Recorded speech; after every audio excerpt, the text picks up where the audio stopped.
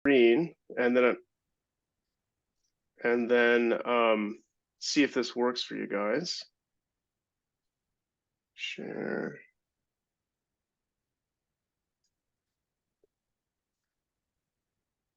Can you guys see that? Okay, good. Okay, so yeah, as you've heard, Yes, we the can see it fine. title, great. As you've heard, the title of my talk is Finding the Next Kilonova, or as I like to call it, How I Learned to Stop Worrying and Love Waking Up in the Middle of the Night. Because these objects are transient, we don't know where they are beforehand, and a lot of what I do is building the algorithmic, the software, the technical infrastructure to respond to these things in real time, and then do science when we find them if we're lucky enough. So before I get deep into what I'm specifically doing, I like to kind of contextualize this as to why we care. Why do we do this kind of work?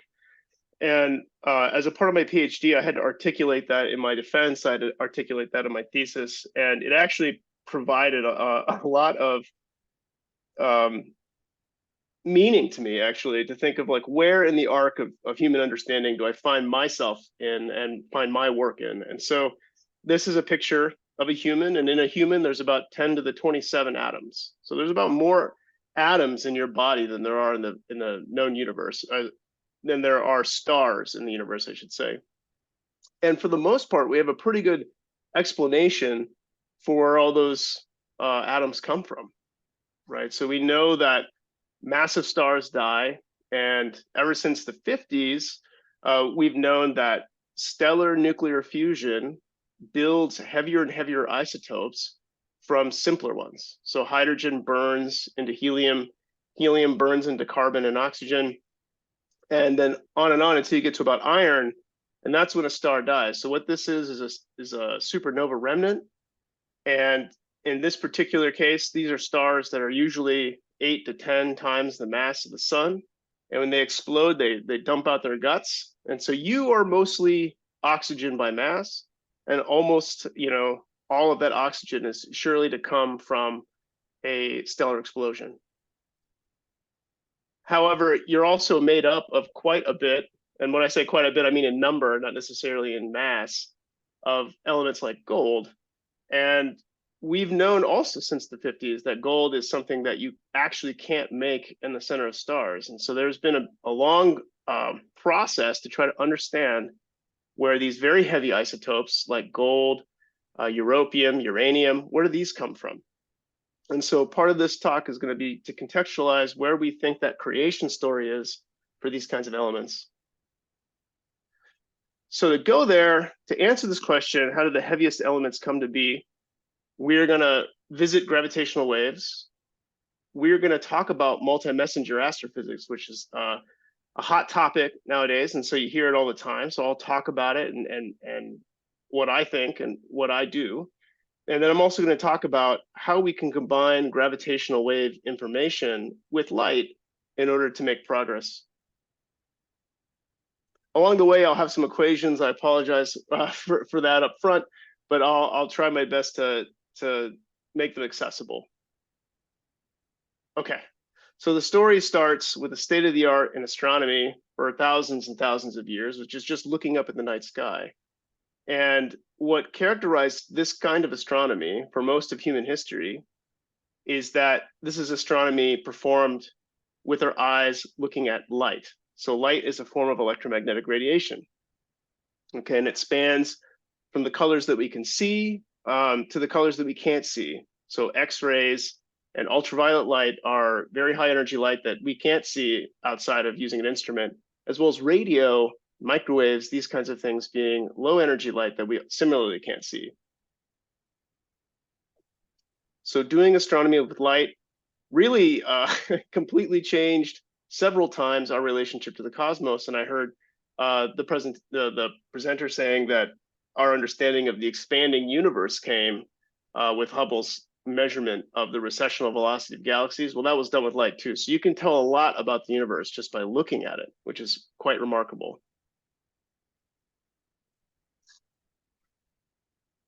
However, the Grand Maestro, Einstein, came up with an understanding of what gravity was that was different than Newton. So Einstein proposed that gravity was actually a phenomenon that was due to the curvature of space and time. And so because this was a different idea about how gravity could be, as opposed to Newton thinking that it was just a force between two objects, this provides another window besides simply light to look at the universe.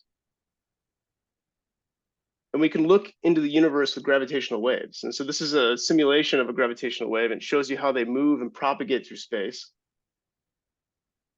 And so what are gravitational waves? So the idea that space and time can be stretched and strained, and therefore a consequence of that, waves can propagate and transmit energy and transmit momentum. This is a powerful idea that Einstein came up with in the 1915 actually. So gravitational waves are ripples in the fabric of space and time. They're generated by very massive things that are very compact and that they're accelerating. So think of two black holes orbiting each other, two neutron stars orbiting each other. They produce gravitational radiation like rocks in a pond. And here's the first relation that I want to talk about. Gravitational wave luminosity, like the brightness, the energy of these gravitational waves, is proportional to the compactness and the velocity. So the smaller these objects are and the more relativistically fast they're moving, the more likely they are to produce bright gravitational waves. And by using Kepler's laws, we can understand the mass of the system and we can understand the distance to the system. So this is incredibly powerful probe of the universe.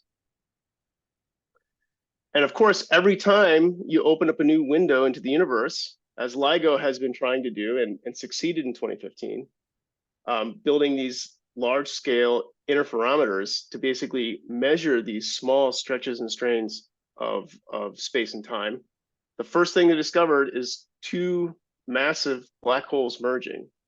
Now, this is crazy because A, it confirmed Einstein's theory that gravitational waves exist and that they do carry away orbital angular momentum and these things that actually cause the system to merge. But also nobody knew that 30 solar mass black holes were out there just waiting to merge. And so it uncovered a whole population of objects that now theorists and observers are trying to understand how they form and what they say about the universe.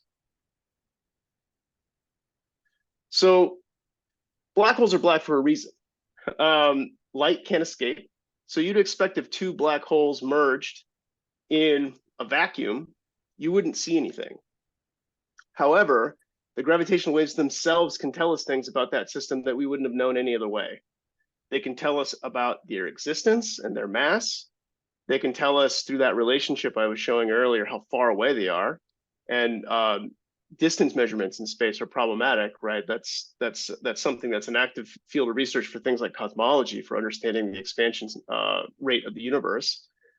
But these gravitational waves can even tell us about the tidal deformability of the things that are merging themselves. So think of two neutron stars merging.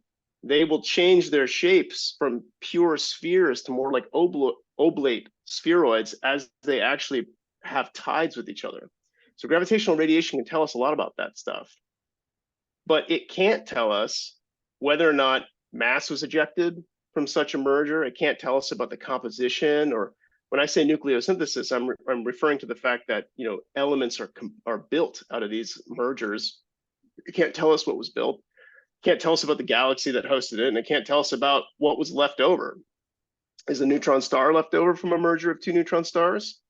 Is a black hole left over from a merger from two neutron stars? So this is something that gravity itself can't tell us. Now, if we combine gravity and light, and this is what we mean by the promise of multi-messenger astronomy, we have access to a range of new phenomena that we can probe. So our process nucleosynthesis, I will go into this into some depth into this talk, but that is basically how things like gold are produced, these very heavy isotopes that we know can't be formed in the centers of stars. We can also tell this neutron star equation of state, that's a fancy way of saying how dense can matter be before it collapses into a black hole, right? We know since the 60s, since the Vela satellites were looking for nuclear tests on the Earth, and instead of seeing gamma ray flashes on the Earth, they saw them in space. And so we know since the 60s, there's been these extragalactic gamma ray bursts. Multi-messenger astronomy can tell us about that. And it can also tell us, just like I said, because you can measure a distance with gravitational waves. And then if you find it in optical light, then you can measure a redshift. And that redshift and that distance relationship gives you the local expansion speed of the universe, and that gives you Hubble's constant. So this is the promise of multi-messenger astronomy. And I'm going to focus on the synthesis of the heavy elements. That's tied to this idea, where does the gold come from? Where does the uranium come from on the Earth?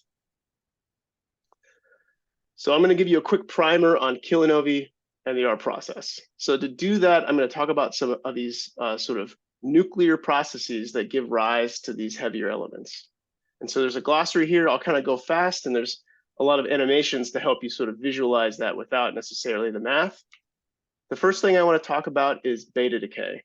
And beta decay is how neutrons just break apart and cease being neutrons and instead become protons and electrons and neutrinos.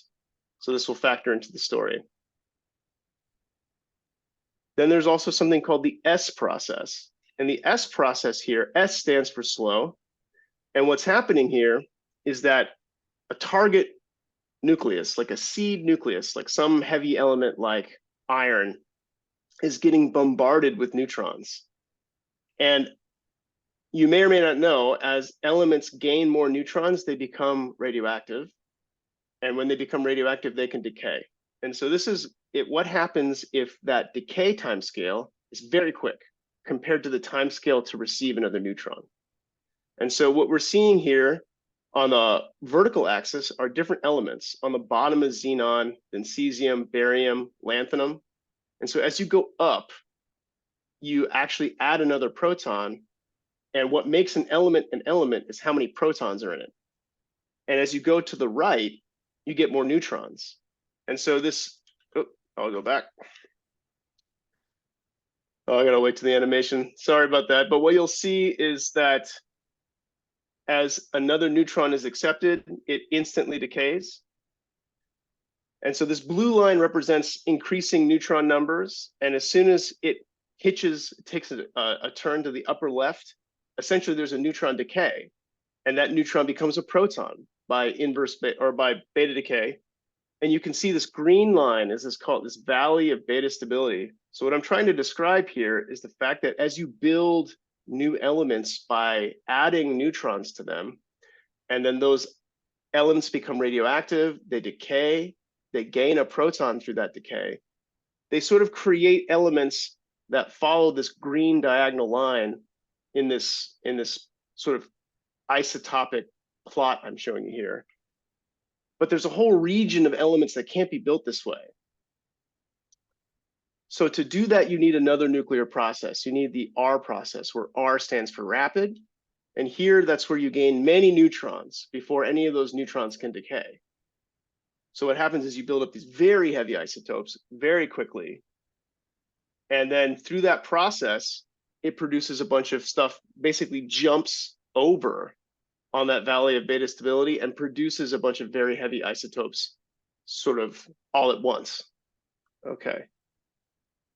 YE, I'll kind of gloss over this. This is just the idea of how many neutrons there are in, say, like supernova ejecta or neutron star merger ejecta, right? So you take the number of electrons divided by the total number of neutrons and protons. And that ratio is a measure of the neutron richness, or the electron fraction, YE. So if you're very rich in neutrons, you have a low YE.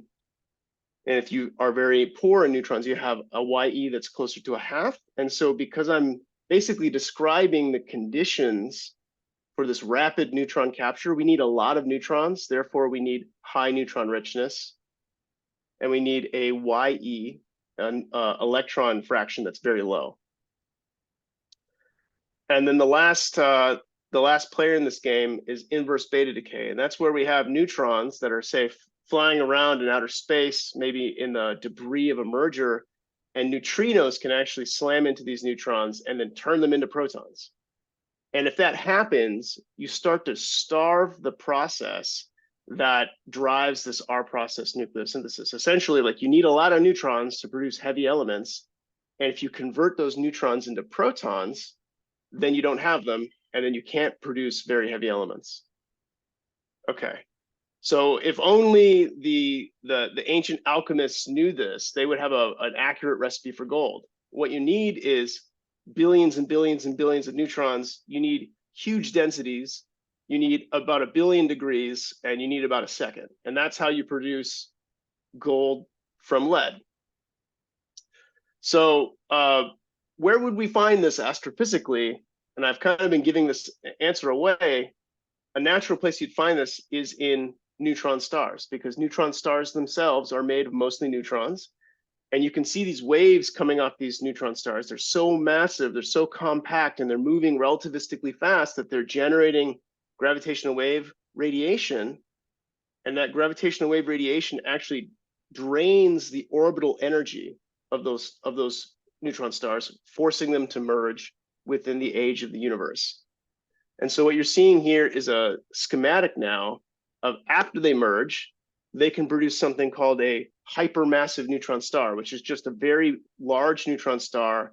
And maybe it's even so large that it will eventually collapse into a black hole, but it's spinning so fast that the centrifugal force is actually keeping it from collapsing, but it's very hot.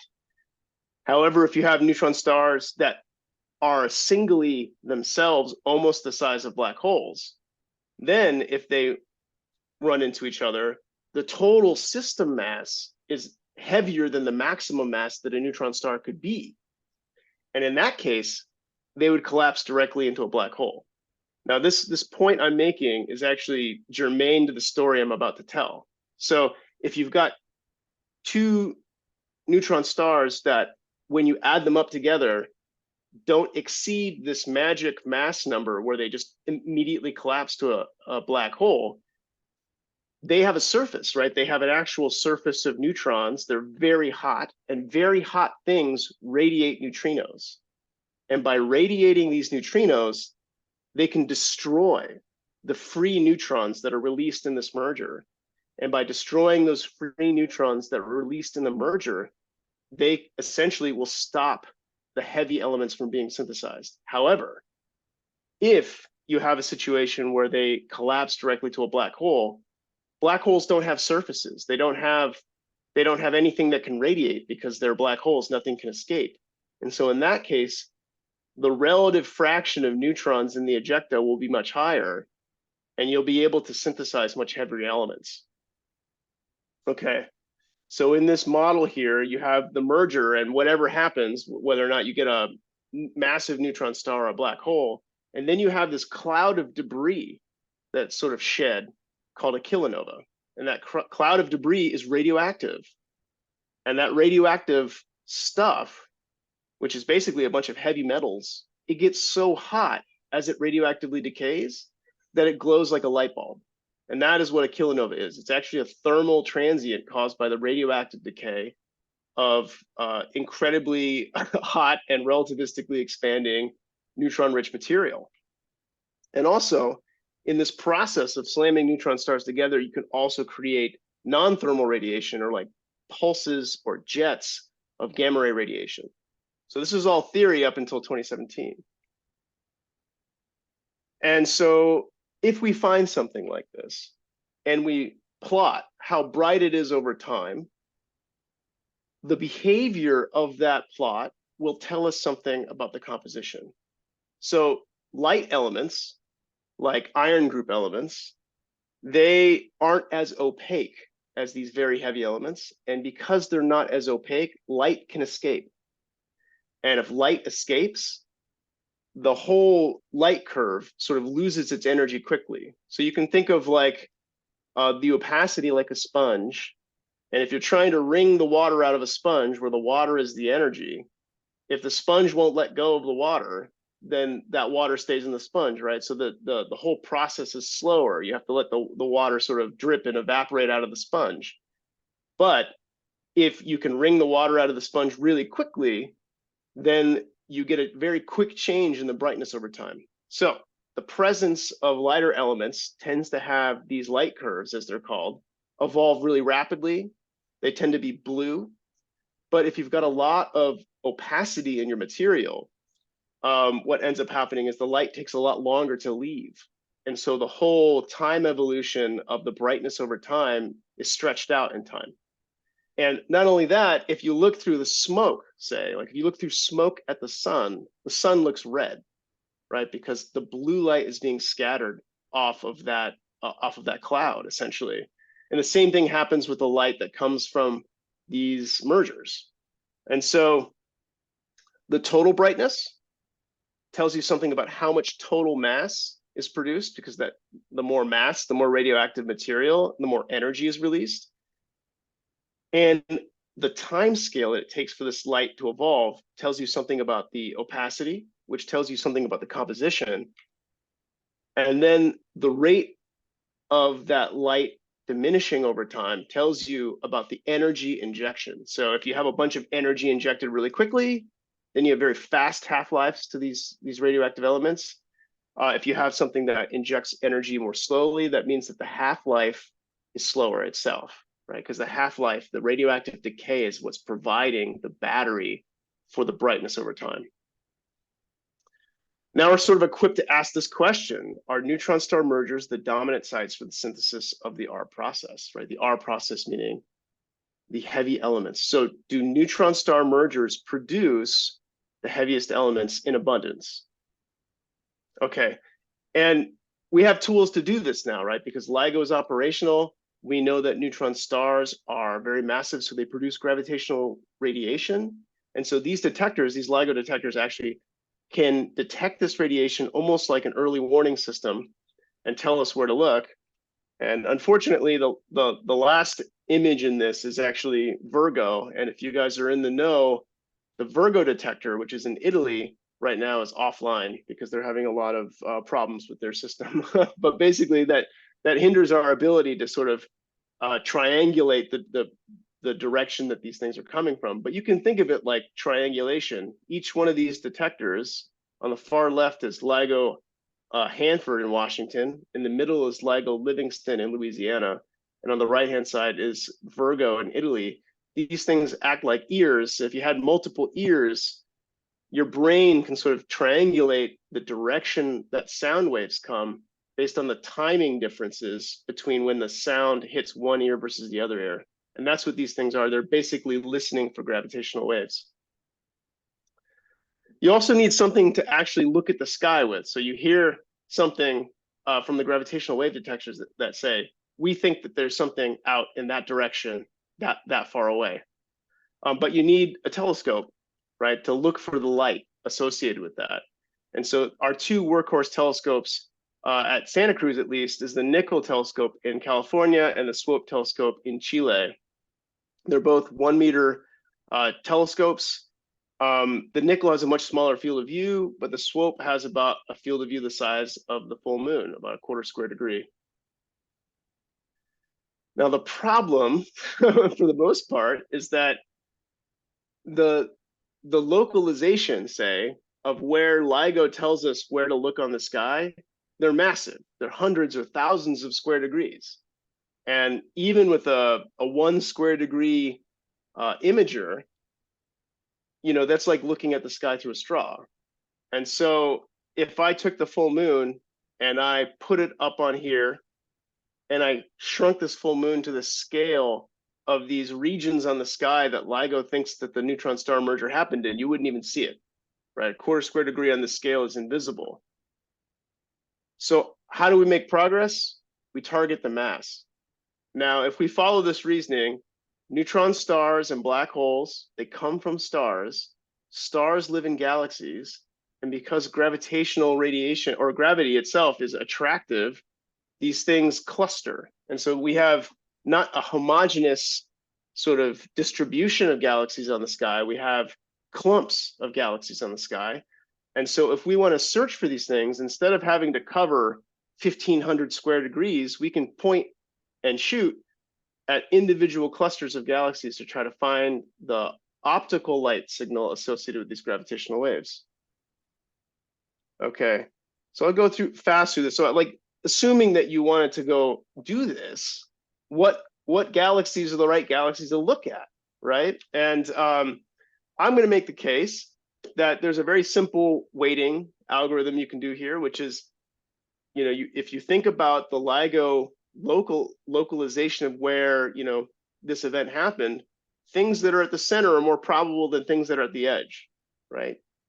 So if you had two galaxies, you'd care about a galaxy that was more in the middle of the dartboard than you would outside in the suburbs. Also, for two galaxies that are in the same sort of two-dimensional projected place, they have different distances, right? They're only associated just because of projection effects. We care about galaxies that are also at the right distance. And then finally, if a galaxy is brighter, that galaxy has more stars in it, right? So the more stars there are in a galaxy, the higher the chances that this particular merger happened in that galaxy versus a small galaxy. Okay, and so we know that there was a neutron star merger detected in gravitational waves in 2017. And I was in Copenhagen at the time, actually at a gravitational wave conference at the Niels Bohr Institute. So this was like a crazy time to be there. And when this email went out, everyone's phones started going off, because this was essentially the detector saying, hey, astronomers, something happened, you guys should find it. And at this time in 2017, everyone had signed an MOU. So nobody could talk about it unless you knew the other person had signed an MOU. So all these people were getting phone calls and texts, and everybody was making eye contact with each other, but nobody was talking about it. And so this was like the conditions that happened right when this happened. This is a picture of my daughter, Noah, born in 2017, which I think gives you a flavor of the emotion that happened at that moment, getting that message. And this is what LIGO saw. So what you see on the bottom row here, you're going to see the chirp, which is the increase in amplitude, so the volume, and the increase in frequency. So it's called a chirp, like a bird chirp. And on the top, you're going to see the Fermi satellites measurement of the gamma rays associated with this event.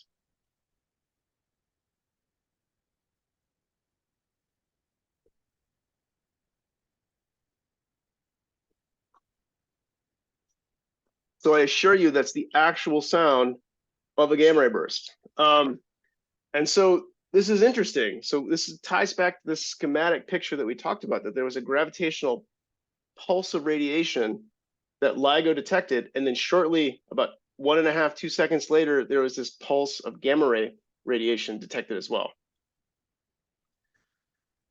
And what's better is that Virgo actually participated in this particular event, and the localization that needed to be searched, instead of being 1,000 square degrees, was only 30 square degrees. Now, this is something that you can do with a 1/4 square degree instrument like the SWOPE. Okay, so this is my advisor, Ryan Foley, and he was on a date with his girlfriend in Copenhagen, and I texted him saying, Ryan, you need to stop what you're doing and check this out. So I'm going to play this conversation because I think it's pretty funny. To me, it's a part of the historical record. And what you can see is me trying to convince him that he should stop his date and come back to work, and we should find this. And things got heated, but at the end, he was convinced, and we were able to do our search program. And so this is what I'm showing you here, is a visualization of that search program. Now, as I play it, you can see that clumps of galaxies pop up in this localization, and that's because this is related to that algorithm of picking clusters of galaxies at the right distance and doing it in this very efficient way. And in fact, we were so efficient that we were the only team to get a spectrum within the first 24 hours of the merger. And we beat the next team, which was Harvard, by 15 minutes. Like, I wouldn't be giving you this talk had we been 15 minutes slower. So it's funny how fate kind of plays that out. And this is another, he's actually a fellow at Northwestern University. His name's Charlie. He was a postdoc with us at Santa Cruz. And this is the actual Slack conversation. that we included in the paper as a part of the supporting documents. But you can see he was sitting there actually taking archival images and blinking them with the images we were taking in Chile. And by doing that, he was able to see that there was a new source. And actually, because we put this in the record, it got picked up by the Atlantic, which is one of the funny things to happen, that your work conversations become part of like the actual scientific zeitgeist. So this is that discovery image. And the arrow points at the new Kilonova, the new source that wasn't there before. And you can see in basically just a few months prior, the Hubble Space Telescope had imaged the same region in the sky and seen that there wasn't anything there. So this was a smoking gun that there was something new. And so we can ask the question, what is it, right? What powered it? And so we measured the brightness over time in different colors. And so this is taken, this is the discovery image taken. You can see that source is bright and blue. And just a few days later, it's already red and it's much, much fainter. Okay, and so when we look at models of this, so what we're seeing here is work done by Dan Kaysen, who really knocked it out of the park here at UC Berkeley. The blue curve and the red curve, they're models. Okay, that was a model based on an idea, where the dots are the data. So this is incredible. What we're seeing is that these theorists had this idea that there might be a very quick, sort of heavy element free, bright blue flash that descended really quickly in days. And then there was this longer lived, slower evolving, fainter red component. And that to explain what we eventually saw, you needed both. You couldn't just explain what you saw with one model. You needed something. So I'll take your attention to the right-hand side, where you can see the yellow dashed curve is the model for that blue, quick evolving, low opacity, like heavy element free ejecta. And then the cyan dashed curve is from that heavy element model that required basically more opacity. And then the pink line is the combination, and the white dots are the data. So to explain the data, you need two pieces of information. You need to know about this light, very rapidly evolving part of the transient, and you need this heavier element transient. So this is smoking gun evidence that heavy elements were actually indeed synthesized. And we could ask the question of how much gold was synthesized. About 10 Earth masses of gold and platinum were synthesized in this particular merger. And it turns out that if you look at the rate of those mergers in a volume of space, like how many mergers per gigaparsec per year happen, and you look at that yield multiplied by the rate, it roughly equals the total inventory of heavy elements in the universe. So this is a really powerful single moment to say, we think we know where the gold in your ring came from. It probably came from a neutron star merger. And so then I show this plot, which gives you a sense of the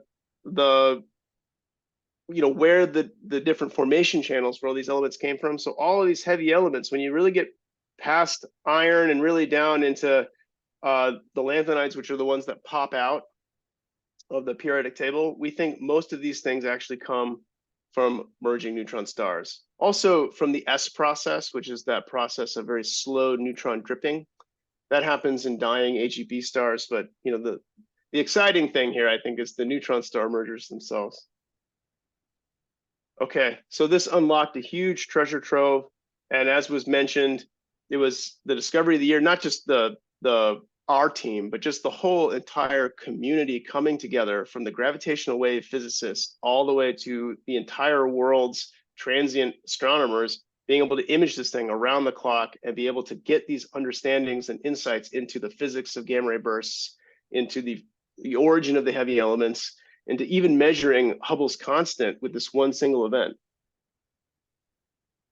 But how do we find the next one? There's a bunch of open questions, okay? we don't know exactly if this merger was normal. What if there is a different kind of merger out there? What if this was very uncommon? What if this was like sort of observational bias that we just happen to see the closest and brightest one? Maybe they're happening further away with less yield, right? All over the place. So how can we find the next one so we can start to build up the statistics to understand the really, the full picture? And so as LIGO has continued to improve since 2017, it's seen further and further into space as the detectors become more sensitive. And what you're seeing on this plot here on the horizontal axis is a distance. So megaparsec is a million parsecs. A parsec is about 3¼ light years. And so you're seeing vast distances as you go to the right on the bottom of the axis. And on the vertical axis, what you're seeing is sort of a metric called completeness, which is talking about how many galaxies are there that you measure in your galaxy catalog versus how many you expect to be there just because of our sort of physical understanding of the universe. So we think that for the most part, if you go out like a billion parsecs away, that the average density of galaxies in the local universe is pretty constant. But as you get further away, those galaxies get fainter, and galaxy surveys find less and less galaxies. And so if you have a big, Excel document or database of galaxies, and you put a query in there and you ask for the galaxies at further and further distances, you'll get less and less. And so this is what this is representing here, that as you get further away, we know where there's less and less galaxies. Now, this is a problem if you want to find the next one, right? Because our whole strategy hinges on targeting galaxies. And as LIGO gets more sensitive and can push the frontier of these neutron stars being detected further and further away, how are we going to find them if we don't know where to look? And so that's one of the problems that I've been trying to solve as a graduate student and now as a postdoc. I've taken a galaxy database or a galaxy catalog, I've turned it into a database, and essentially I've calculated this completeness metric. So what we're seeing here is we're going into space. On the top, you can see the numbers going up. That's symbolizing us going further and further into space. And each one of these diamonds represents like a volume. And the brightness, the yellowness of that diamond as you go further and further into space tells you where the galaxies are, your knowledge of them. And as things go to purple, that's where we don't know where the galaxies are. You can see as we go out, you can see this U shape appear, and that's really what that is the Milky Way. But this is sort of my way of trying to break this problem up into easier to solve chunks and say, okay, what if I knew as a function of three-dimensional position our ignorance or our knowledge of the positions of galaxies? And then once you do something like that, you can add all kinds of other spatial information. Like this is a map of the Milky Way's dust.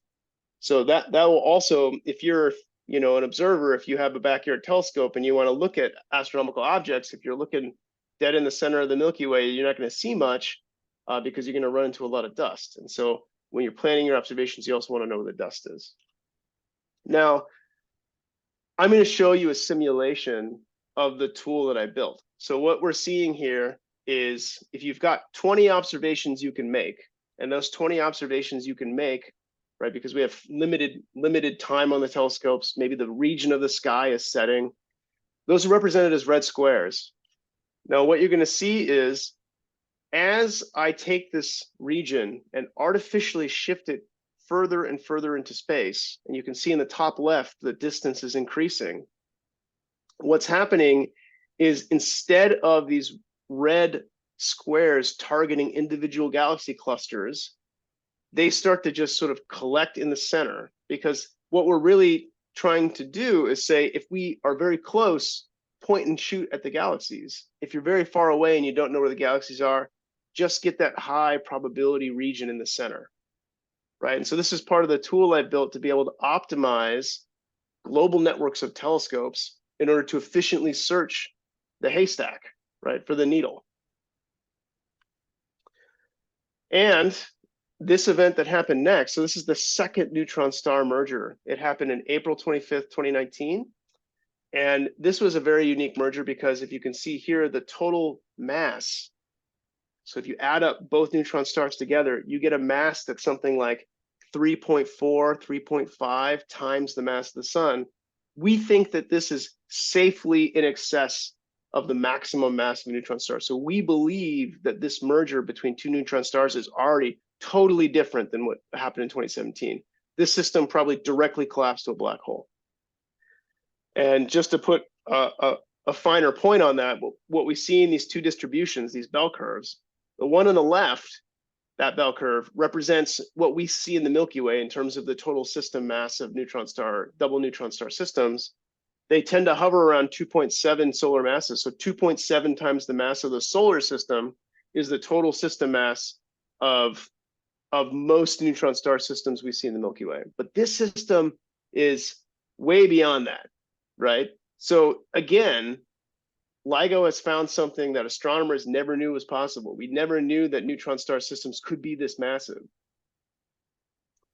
And this is the localization, sort of, right? Where this is where LIGO said, hey, look for it over here. Except as you can see, in the colored region here, that's the localization. It's almost a quarter of the entire sky. So this truly is like, hey, we think that the neutron star merger that you're looking for is in roughly 10,000 square degrees, which is not a very easy thing to do with a small field of view telescope to cover all that region.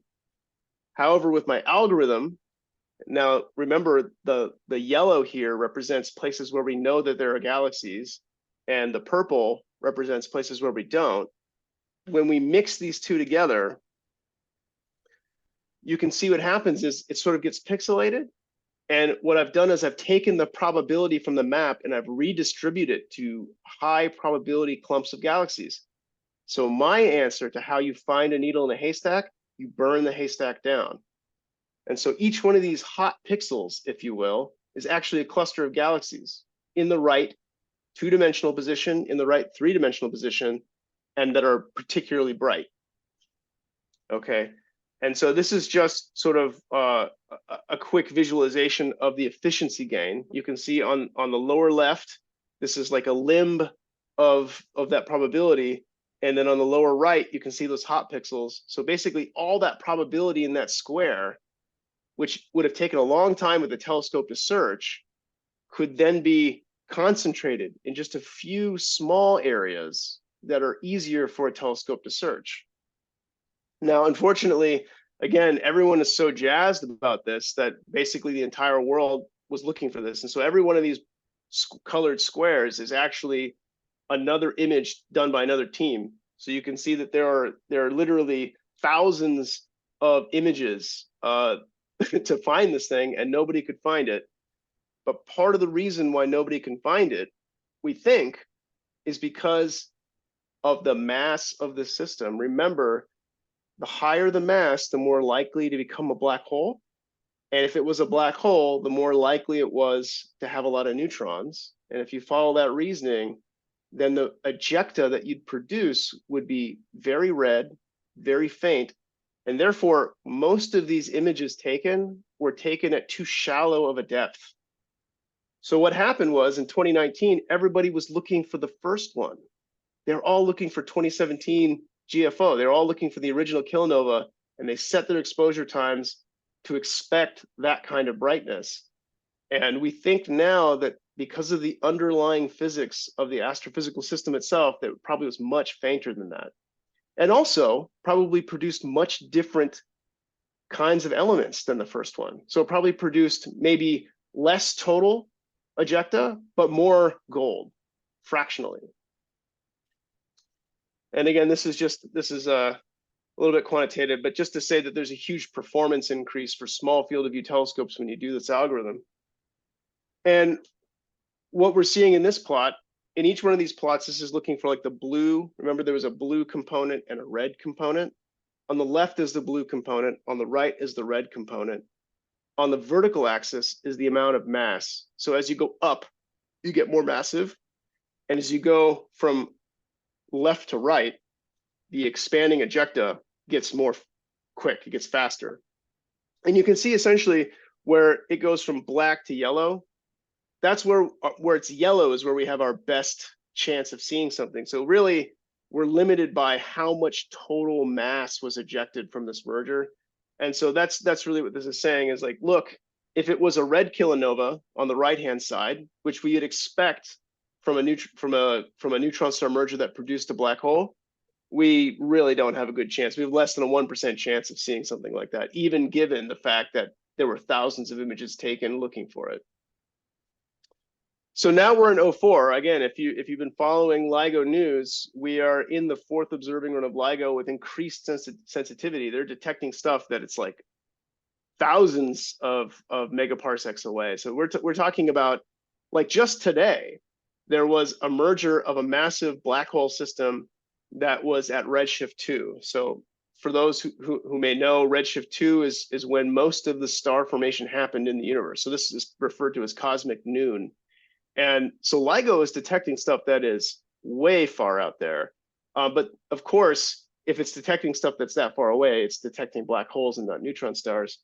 The point being, there's a bonanza right now of detections, but so far, no additional neutron star detections. But I am waking up all the time with dings on my phone.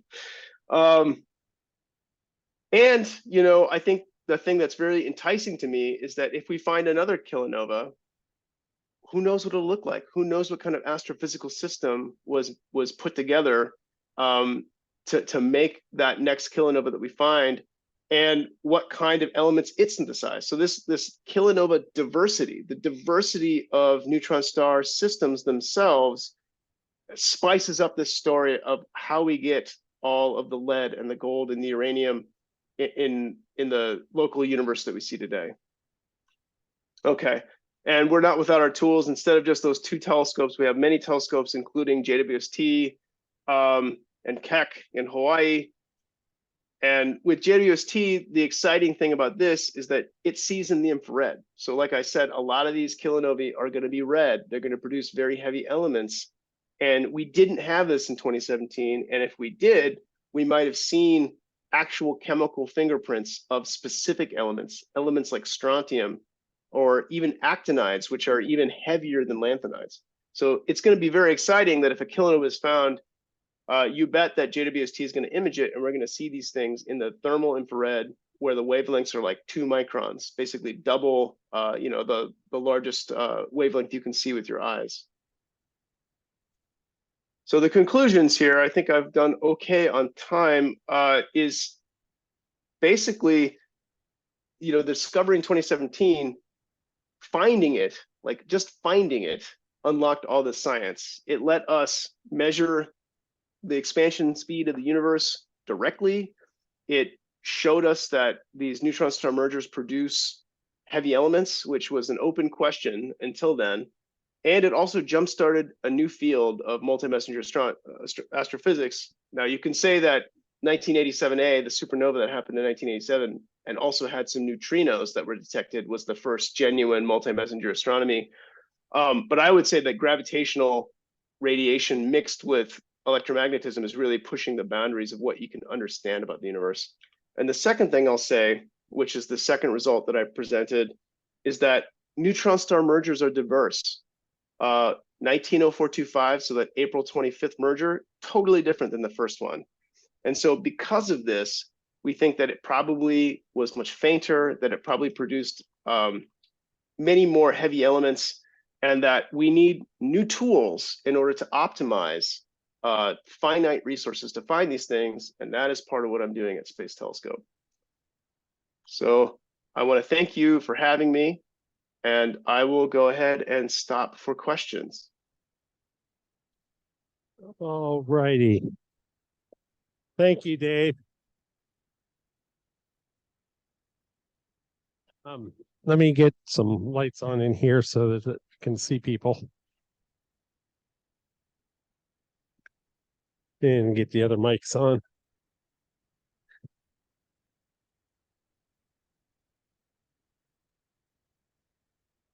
Anyone with a question? I have them raised. Yeah, it's a little bit bright. Okay. Yeah, I was trying to get right here. And just can't tell where the controls are. There we go. Okay. All right. Anybody here in the theater got a question to ask?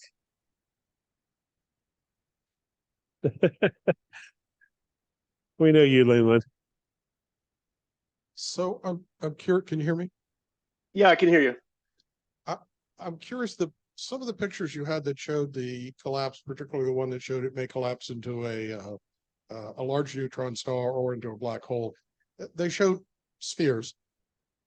I'm assuming if the collapse occurs and you have relativistic speeds in their mutual rotation around each other, that you end up with a collapse that's more like almost like a disk, if not just an oblique spheroid.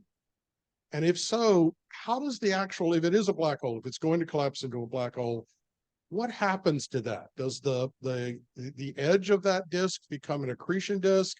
Does it collapse into the black hole? And does that affect, particularly if an accretion disk forms, does that give you brighter material out there that affects the way you look for these things? Yeah, that's a fantastic question. It's definitely true that in the moment where the tidal forces between the neutron stars are stronger than the internal gravitational forces that keep them bound, in that interface where the mutual gravity is actually winning, they do deform. And that's I kind of said that very briefly, that what gravitational radiation might be able to tell us directly is the actual tidal deformability of these neutron stars. And that's interesting. And that's a Nobel Prize if somebody can really do that, because understanding the tidal deformability of a neutron star will give you a direct indication of how dense neutron stars can be. And that's definitely an active area of research, which is just like, how dense can a neutron star be before it becomes a black hole? How dense can nuclear matter be? What kinds of phases and like transitions happen inside neutron stars? You might have heard of spaghettyification and stuff like that, like basically like nuclear pasta. Like, so understanding super high density matter can be illuminated exactly by what you're talking about, this sort of tidal deformability of the system. But once it's merged, the central gravity is so high that the eventual merger, like say if it becomes a black hole, will be mostly spherical. Like I know that rotating black holes like have a parametric, and it's like not exactly like a Schwarzschild radius, you know, like perfect sphere black hole because it's spinning, but it's for all arguments sake a sphere. But the second question, or the other point that you brought up with the accretion disk, you're right. If you have like this material that is shredded, it's, you know, through this dynamical interaction, it's called a tidal tail, and it will form a torus around the eventual remnant, whether it's a neutron star or a black hole. And if it forms that torus, by Kepler's laws, actually, the stuff that's closer to the surface of the black hole will be rotating faster than the stuff that's in the outside. And so you'll get this sort of like rainbow of different temperatures in the accretion disk caused by this friction. And that will glow. That will actually feed the black hole, say, which can produce a jet, right? It can also, the material itself can be hot enough that it drives a disk wind off the accretion disk. And this disk wind, in say, let's for argument's sake, it's called a black hole. The black hole itself will not be radiating neutrinos, right? There's no surface for it to radiate, but the disk itself can be hot enough to cool itself with neutrinos. And if that happens, you have like a disk made of mostly neutron-rich material, but it's so hot that it's self-irradiating itself with neutrinos, which will then change the nucleosynthesis that's in that wind. And so, like I was saying, like there's like a blue component, which is essentially neutron poor ejecta, you know, like protons and neutrons are in equal numbers, and it produces iron group elements. And these iron group elements, they look more like a supernova than they do like a dusty red kilonova. And then if you have something that's just tidal tails, imagine these two neutron stars merged, and they just flung out all this neutron rich material that then decayed in, via this R process decay, and then it became like a red kilonova. In these disks, in these accretion disks, you can have like a purple kilonova, right? Because some fraction of it will be the neutrinos themselves from the cooling of the accretion disk will change the elements that are synthesized. And so you might actually have like a slider knob of like what kinds of observables happen based on like the actual details of the merger. So if you merge and you're like a neutron star, you have one kind of kilonova. If you merge and you're a neutron star that will eventually collapse to a black hole, but because you're rotating so fast, the angular momentum is preventing that collapse for just a little bit, you'll have another kilonova. If you have a direct collapse to a black hole, you'll have another kilonova. If you have a big accretion disk that's set up because you have a lot of material that's then captured, then you'll have another kilonova. So this is what I mean by kilonova diversity. It's going to be challenging to be able to back out from the observables, because we just measure brightnesses and colors, in the electromagnetic spectrum. But if you do that, you'll have to pair it with what LIGO tells you is the individual actors. You'll have to pair it with these like radiation transport codes that try to model the neutrino interaction and stuff like that. So I hopefully I haven't like just misunderstood your question or blown it away, but I think that you're getting at something important, which is this diversity question that's caused by the different kinds of ejecta, which is caused by the different kinds of physical interactions that happen in a merger. But to first order, the things that remain at the center are going to be spherical. And then if you do have things like accretion disks that are either inflated or not inflated or whatever, they're going to contribute different kinds of observables. All right. John's got a question. Yeah, just a quick couple of questions. So it would seem that it's kind of time is of the essence thing here, right? In capturing this stuff. And you said that they only last for about a week, right? Part of the Right. reason why these haven't been discovered by like current time domain surveys is because they flare into life and then they die as like a transient, right on the order of days. So now, sorry. So you said the Italian gravity wave detectors Virgo. are down right now. I thought I read several years ago that there's another one being built in Japan too. So would that getting a fourth one on as well? I imagine that would yeah, allow you to localize much more rapidly, right? Or triangulate yes, more rapidly. yeah, and there's actually one building being built in India too. So there's going to be Okay. the two LIGOs in the States. There's Virgo, there's Kagra, which is the Japanese one. And the interesting thing too is that they use different technologies. These are sort of technology demonstrators for the countries that build them.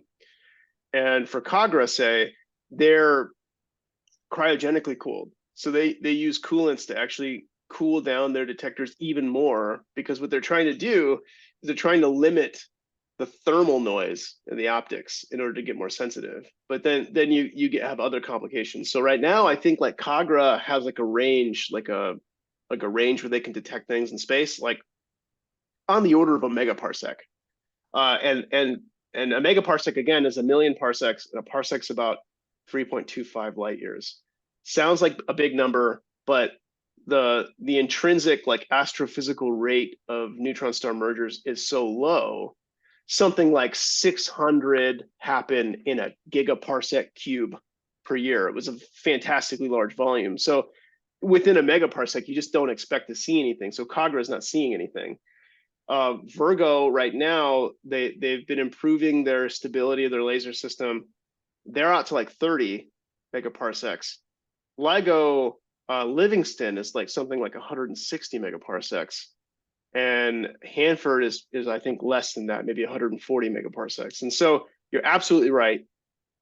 Because you need more detectors to measure the time of flight differences, and it's really the differences in the time of flight from these gravitational waves that give you the ability to triangulate. The more you have on sky that have comparable ranges, the smaller those localizations. So we were promised in 2004 localizations to go from thousands of square degrees to hundreds of square degrees. But because Virgo's been offline, those localizations have been thousands of square degrees. Virgo is going to rejoin the network, I think, in January, maybe at higher sensitivity. We'll have to see. But the original expectation was that we would be dealing with hundreds of square degrees.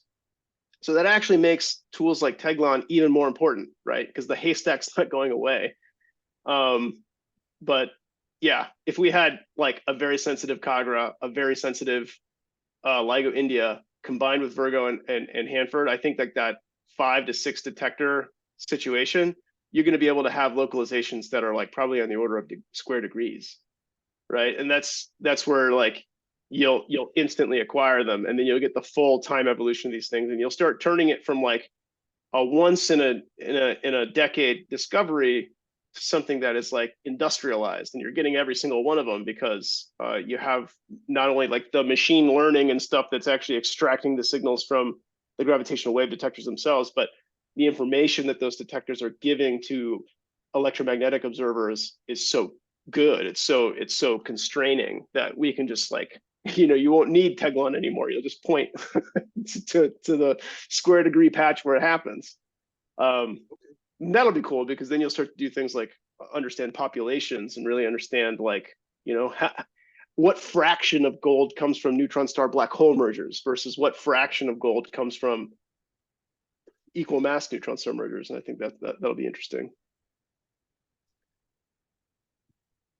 All right. Up on the thing, you want to let him. You have to unmute yourself once he's given you permission to. Right there. Yeah. Yeah, I think Jay had a. Yeah. Okay. Hi. Well, Hi, first, hi. thank you for the presentation. And the neutron stars that you're talking about that are merging, are they different than pulsars? Yeah, so they're the same fundamental phenomenon, right? So pulsars are highly magnetized neutron Right. stars. So what would happen if there was a merger of pulsars, or is that even possible? Sure, it's possible because the dominant thing that's causing the merger actually is the gravitational radiation itself. And so what happens essentially is once you get close enough, there's like a critical threshold of closeness. Once you get close enough, those ripples in space and time are actually sapping orbital energy away. And it's literally like the fact that these two neutron stars are stretching and straining space and time. That's what's driving them to merge. And so I think that gravity, and don't quote me on this because I'm not a real general relativist, like I haven't done the actual like quantitative stuff here, but my feeling is that the magnetic fields wouldn't overcome the fact that space itself is like sucking out the orbital energy from the merger. So I think that pulsars would merge. Now there's actually there's interesting things happening, right? Like how do you assemble a neutron star system like that? If you think about what a neutron star is, it's the burned out core of a massive star after it goes supernova. Right. So it's just crazy to think that you have two successive supernovae that go off and that it doesn't cause like a recoil that causes the formed neutron stars to kick away from each other. So there's a whole like industry of theorists that are trying to explain how you get very massive stars into such close like contact with each other so that gravitational radiation is the dominant driver towards merger. Because like a lot of these systems, neutron star systems, will never merge in the whole lifetime of the universe. So Right. that's a question. And maybe to your point, if you've got two pulsars and these pulsars have strong magnetic fields, and maybe these magnetic fields are coupled to some common envelope or some gas that's around them, maybe that either would accelerate their merger or maybe it would repel them by essentially like exchanging orbital angular momentum with like the surrounding medium. I don't know, but I don't see in principle why pulsars wouldn't merge, just like any other neutron star, Thank you. absent some kind of like third-party interaction, right? Mhm. Yeah. Mhm. Thank you. All right. Any other questions from people online? Dick, you want to, Tom, or yeah, Tom, you want to get Dick over there? Oh, I'm sorry. I thought it was Dick. That's his. That's just his hand. Okay. Okay. Anyone else? Sorry, I had I remember reading that LIGO data is still being mined to analyze events, that happened in previous runs. So is it for sure that, let's say a neutron star merger happened tomorrow, would that be detected tomorrow, or is there any chance that, oh, you got to data mine the stuff, to determine that some event happened? Yeah, so there is like actually different regimes of the data analysis. There are low latency analyses, and these things happen on the order of like seconds to minutes. And then there are like after the fact analyses that use a lot more sophisticated analysis techniques. So typically what you see from LIGO is that you have a low latency thing, which is the game I play, which is like the wake up at night because you get a text message that something interesting is happening. And then usually within 24 hours, there is a refinement of that. And you get sort of like updated parameters of like the system, like its distance and things like that. And then usually like LIGO does their observation runs in 6-month blocks. And then they'll release some months after a 6-month block, they'll release like a final like analysis that includes like a formal catalog of sources, right? Like a formal, like, okay, there was this many black hole mergers, there was this many neutron star mergers, there's this many neutron star black hole mergers. So if you look up on Google, I think it's like GWGC, like gravitational wave, GWTC, gravitational wave transient catalog.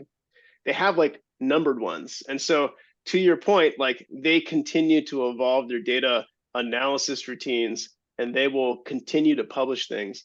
But the stuff that we're seeing in low latency is like booming signals, right? You heard that LIGO chirp. It was like, so the way they quantify their confidence in the signal when they blast it out to us is through this false alarm rate. And so the false alarm rate for the 2017 detection was 1 in every 10,000 years. It's like roughly like, the Egyptian civilization, one time in that whole entire span of time, do they think they'd be wrong about a signal that's that clear?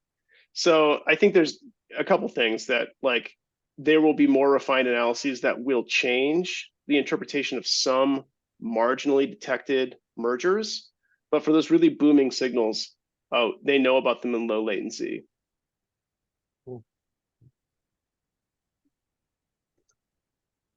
Hi, Dave. This is Tom Klein, the host of Zoom. I have Hi. a question for you.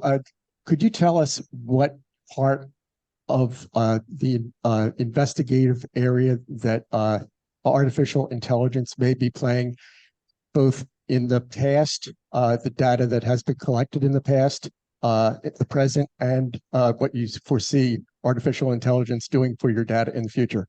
Oh my God, I don't know. I think artificial intelligence in the future might put me out of a job, man. I don't know. Like I think it's open season on everybody.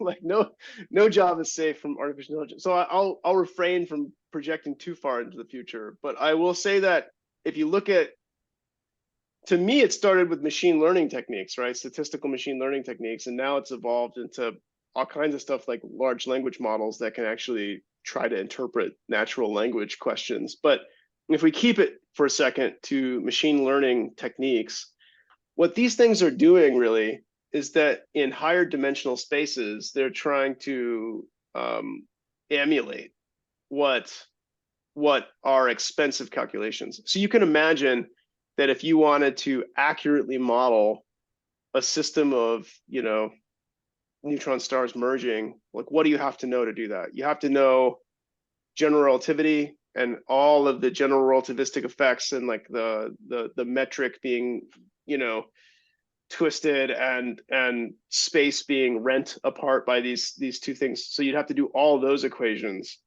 And then you have the actual neutron star equation of state. Like you have to model the neutron stars as like an actual celestial body that has like a relationship between its pressure and its density. And it can't just be like a classical understanding of pressure, volume, temperature, and density, like you think of like an ideal gas, right? Because these things, if you think about what a neutron star is, it's a quantum mechanical crystal. You know, like the fact that a neutron star doesn't collapse into a black hole is because neutrons can only quantum mechanically get so close to each other. And so if you think about it in terms of the Heisenberg's uncertainty principle, that if you were to fix position really finely, then momentum kind of explodes, because the product of uncertainty and momentum and uncertainty in position has to be less than Planck's constant reduced over 2 or something like that. So the idea is that like it's a special kind of pressure that keeps neutron stars from collapsing. It's called degeneracy pressure. And so you have to model, you know, the quantum mechanics of these things and the gravity of these things, and then to finally do things like understanding like the nucleosynthesis and like the ejecta and like what you might see with a telescope. Then you'd have to do all the radiative transfer and the neutrino physics. And so these completely self-consistent, massive calculations are incredibly, incredibly, incredibly expensive to perform. So what machine learning can do is it can look at the outputs of those calculations, and it can find patterns in how the observables of these systems change without having, you know, basically people perform a grid of calculations, right? Okay, if we change the mass by this number, and then we change the mass by holding everything else fixed, and then we change the mass again, and we change the mass again, and you can see how the observables that you care about change as a function of that one dial being changed. And then you do that in another direction, like maybe across neutron star equations of states, or across different prescriptions for neutrino physics. And then you sort of have like a cube of different kinds of outcomes from your very expensive calculations. Then you can train like an AI or a machine learning algorithm to predict where in that space you'd be if you turned a knob without having to run the full calculation. So that's one example. So like, oh, go ahead. I was just going to say, so AI has a lot of learning to do before it puts you out of a job. Well, you know, it's one of those things where like, if you believe, you know, the underlying physics, and you believe that the underlying physics is like continuous and that you can model it in this sort of way, like it can be a shortcut. It can be a shortcut to having to run those calculations, because you can essentially emulate the outputs of those calculations. And so I think that the machine learning AI driven, like, because you can imagine once you do all this, once you do this grand calculation, the output that you want from this thing is what happens to my LIGO detector? What happens to the laser pattern?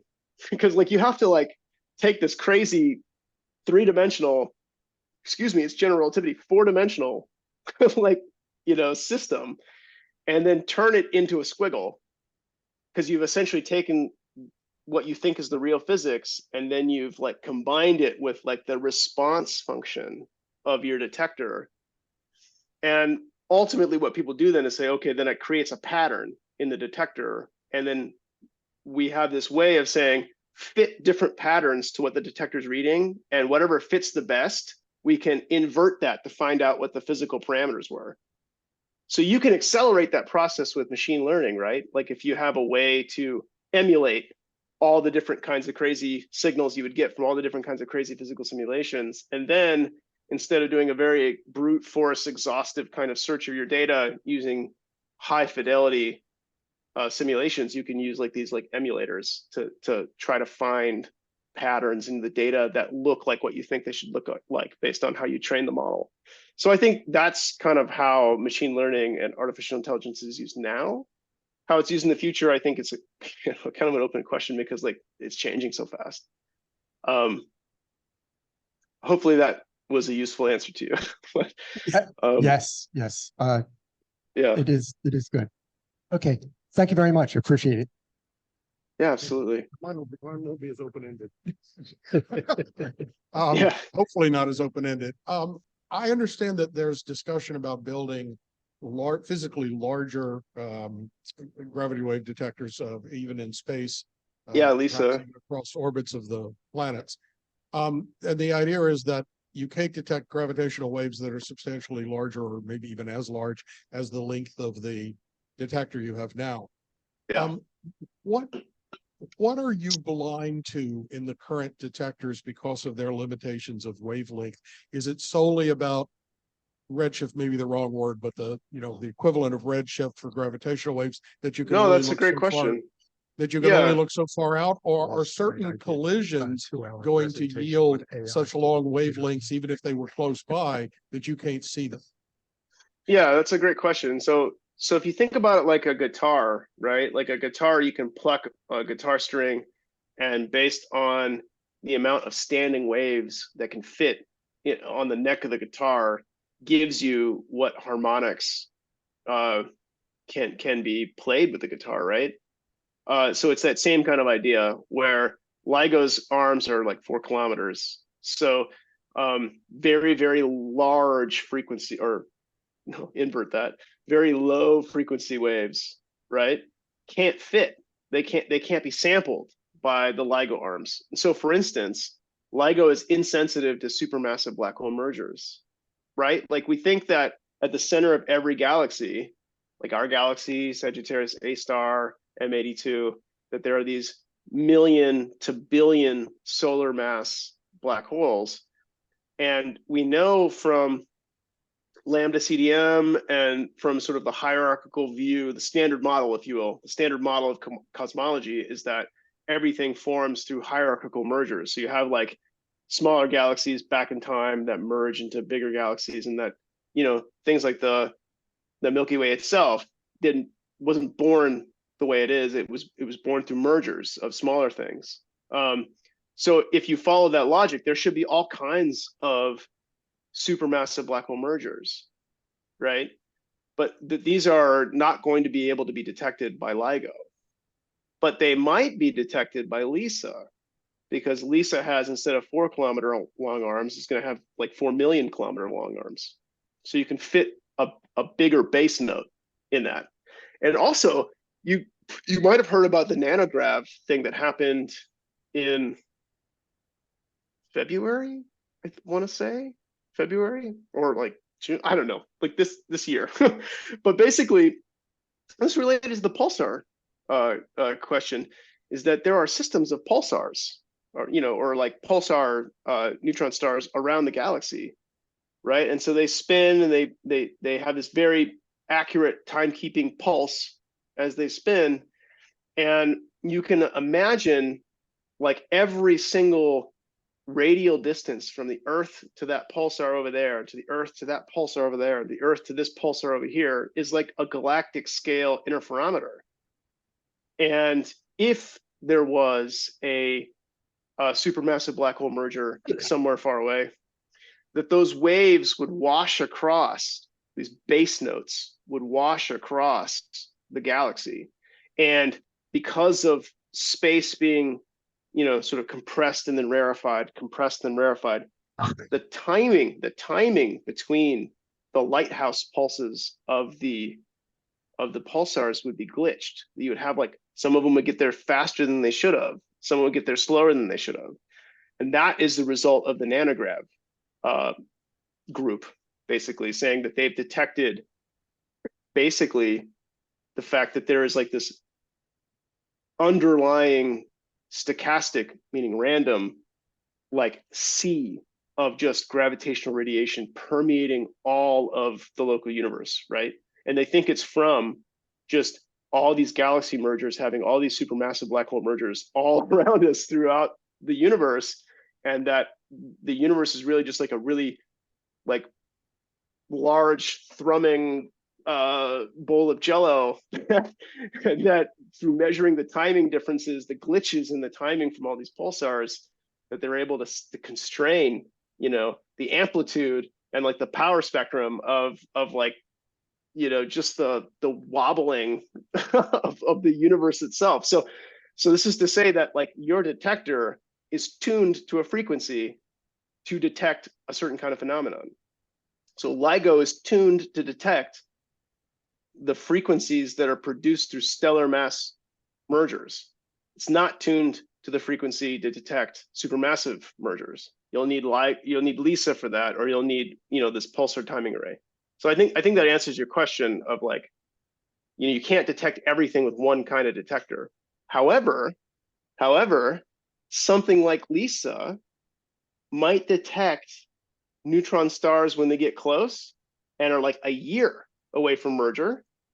And then as they get closer and closer and closer and higher frequency, that frequency will go outside of the LISA band and then enter the LIGO band. And so you'll see it from detector to detector as it translates between bands as the frequency changes. That would be exciting. All right. Thank you very much, Dave. It was a very interesting presentation. Unfortunately, most of the group is muted there, but I think everybody in here. Okay, thanks everyone. Thank you. Thank you. I'm going to turn things over here for a minute to Heather so she can start her program.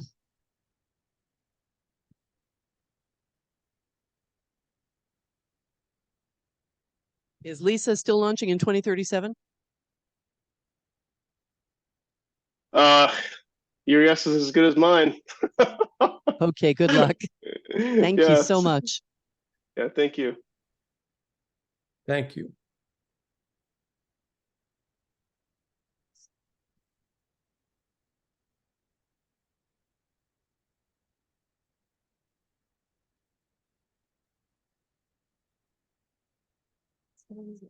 I don't have it. Everybody's around here. What happened to it? I dropped it here. No. Stop recording.